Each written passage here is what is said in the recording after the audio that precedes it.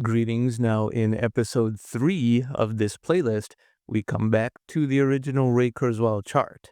And we're going to go deeper into the accelerating rate of change in a progression to the present. But we're only going to go here. Still only talking about this much. Now, while this may seem like about a third of the chart, remember that this scale is logarithmic. So we're still going from the beginning of life to until about 7 million years ago. So we are covering 99.9% of the history of life on Earth and 99.97% of the time since the Big Bang. And I'll tell you why this particular segment is where we are going to focus on today.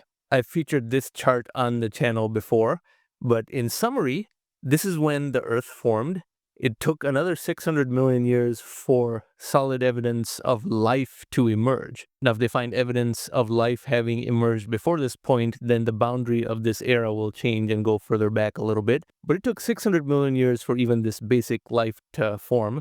And just like we saw in the cosmic calendar, early start of photosynthesis, a lot of early things happened. And not until about 88% of the time from the beginning of the Earth to the present had passed did we get to 541 million years ago, known as the Cambrian explosion, which in an exponential sense was right on time, but from a linear sense, this is called an explosion because the extent of biodiversity and much more complicated life forms emerging happened in what appeared to be very sudden. Cambrian explosion, 540 million years ago. First vertebrate land animals, 380 million years ago. And now these divisions are getting narrower and narrower because of the accelerating rate of change. The biggest extinction event that had ever occurred on Earth was this Paleozoic-Mesozoic boundary, which we'll talk about. The second biggest one, which is much more famous, is the one that divided the Mesozoic and the Cenozoic 66 million years ago, because that's when the dinosaurs went extinct. So take this wheel-based chart, if this is a format that you like, and now we go to the next one, this one. The wheel that we just saw is represented in this left scale over here. So again, 4.6 billion years ago until the present, the time since the Cambrian explosion, known as the Phanerozoic, was only 12% of the total time since the formation of the Earth. Therefore, we explode this out. So what seemed small now is big, 541 million years. We have the Paleozoic, then the big extinction event, the Mesozoic. Dinosaurs existed from the middle Triassic about here until the end of the Cretaceous. Then the Cenozoic, the entire post-dinosaur period. And humans still existed for only a very small amount of time over here, just like we saw in the cosmic calendar. So again, keep that in mind. Accelerating rate of change. This entire scale is merely the expanded version of this small amount over here. So let's talk a little bit about extinction events now. Here on Wikipedia, we see the extinction event article, and I want to draw your attention to this chart over here, which again begins from the beginning of the Phanerozoic, 540 million years ago, and progresses to the present. And this is a linear scale, not logarithmic. And that's good because it's going to tell us something important. The labels are the big extinction events. And notice how the big one, which was the difference between the Permian and the Triassic, which was also the difference between the Paleozoic and Mesozoic, was about 252 million years ago. The one that led to the dinosaurs being extinct was this one. And each time, the recovery was faster and faster, as well as the durability of all life on Earth was more robust because the extinctions are in a downward trend over here. And I speak about this in detail in this video that you see here in the upper right-hand corner in this tag.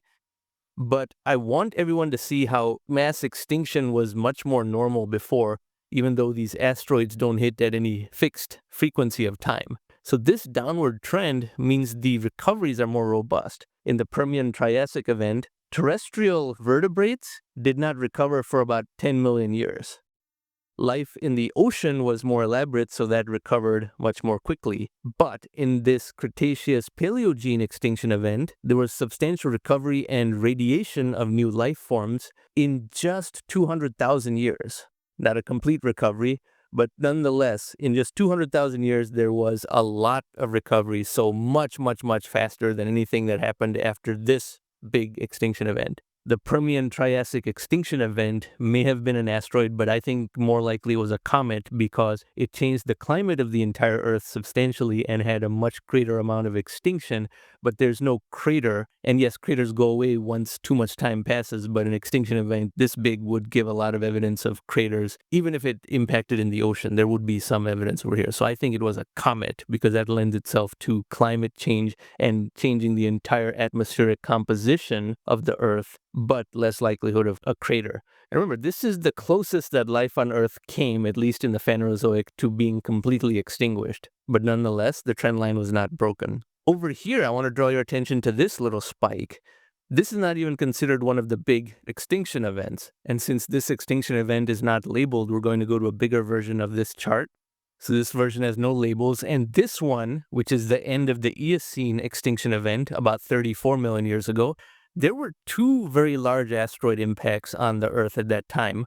A 5-kilometer one that hit Siberia and created that Popegai crater, and a 3-kilometer one that hit what is the U.S. state of Maryland today and created the Chesapeake Bay, and therefore the climate of the entire Earth changed. It wasn't as much kinetic energy as this one, but it was close. It was more than half as much because two different parts of the Earth were hit relatively close together, maybe 1 million years apart, and almost exactly on opposite hemispheres for maximum coverage of disaster effect. Yet this extinction event was small enough that it's not even considered one of the big five that paleontologists talk about, even though the extent of impact event really was comparable to the one that made the dinosaurs extinct and was probably higher than these or even this one over here, and certainly the Triassic ending one over here, because the durability of life was such that recoveries could be extremely fast and species could adapt more easily without going extinct. Now you had cold weather creatures, polar creatures, and so that's why this trend line going down is what one would expect under the accelerating rate of change. If an asteroid the same size as the one that made the dinosaurs extinct were to hit the Earth right now, not only would we detect it many years in advance, as I speak about in this video up here in the upper right-hand corner, but even if it hit us undetected, it would not take that long for us to recover, because even if just 1/1000th of humans survived, 8 million out of 8 billion, all knowledge would be retained, all technology would be resurrected, and in a very short time we would have a world and a civilization that has a lot fewer humans still. The number would not get up to 8 billion for a very long time, but it would be a much more advanced and prosperous world after the recovery just because of the innate nature of adaptation. But even here, this linear scale is at 50 million year divisions. Everything pertinent to humans happened only within the last 7 million years or so, and that's not even modern humans, but just the split between gorillas and humans and later chimpanzees and humans. And that's what we will talk about next, because that is too granular to go into in this video in our progressing study of the accelerating rate of change. Thanks for watching.